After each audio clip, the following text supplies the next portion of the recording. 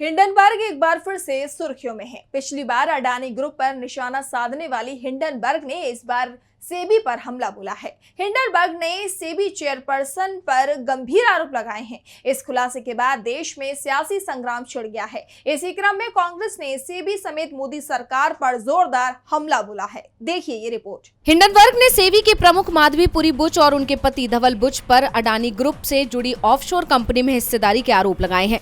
Hindenburg ने दावा किया है कि बुच और उनके पति की मॉरिशस की offshore company global dynamic opportunity fund में हिस्सेदारी है और इस कंपनी में गौतम अडानी के भाई विनोद अडानी ने अरबों डॉलर निवेश किए हैं। हिंडनबर्ग का दावा है कि इस पैसे का इस्तेमाल अडानी ग्रुप के शेयरों के दामों में तेजी लाने के लिए किया गया था, जिसके बाद सेबी समेत केंद्र सरकार भी कई आरोपों से घिर गई है।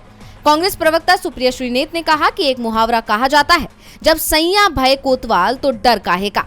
ऐसी ही कहानी अडानी महाघोटाले की भी है। हिंडनबर्ग रिसर्च की रिपोर्ट में सेबी चेयरपर्सन माधवी बुच के अलावा अगोरा और ब्लैकस्टोन का जिक्र है। ये दोनों अहम किरदार हैं। रिपोर्ट के मुताबिक अप्रैल 2017 से मार्च 2022 तक जब माधवी बुच सेबी में होल टाइम मेंबर और चेयरपर्सन थी, तब उनके पास एक ऑफशोर सिंगापुरी कंसल्टिंग फर्म में 100% हिस्सेदारी थी, जिसे अगोरा पार्टनर्स कहा जाता था। मार्च 2022 में उन्होंने अपने शेयर पति धवल बुच को ट्रांसफर कर दिए थे। माधवी बुच के पास वर्तमान में अगोरा एडवाइजरी नाम की कंपनी में 99% हिस्सेदारी है। माधवी के पति धवल बुच ही इसके डायरेक्टर हैं। साल 2022 में अगोरा ने $2,61,000 का रेवेन्यू कमाया था, जो सेबी चीफ माधवी बुच की सैलरी का करीब 4.5 गुना है।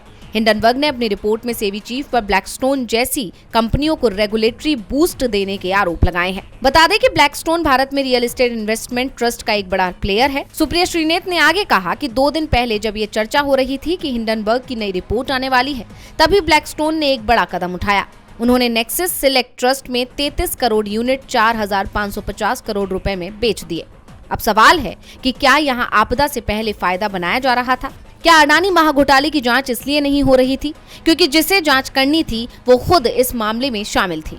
हालांकि सेबी प्रमुख ने सभी आरोपों से इनकार किया है, तो वहीं अडानी समूह ने आरोपों से किनारा करते हुए कहा कि छवि बिगाड़ने की कोशिश हो रही है। डीवी लाइव की रिपोर्ट।